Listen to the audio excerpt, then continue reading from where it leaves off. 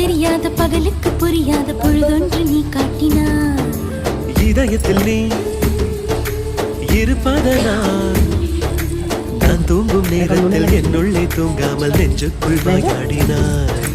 கண்ணாடி நீ கடிகாரம் நான் உன்னுள்ளே ஓடோடி வாழ்வே.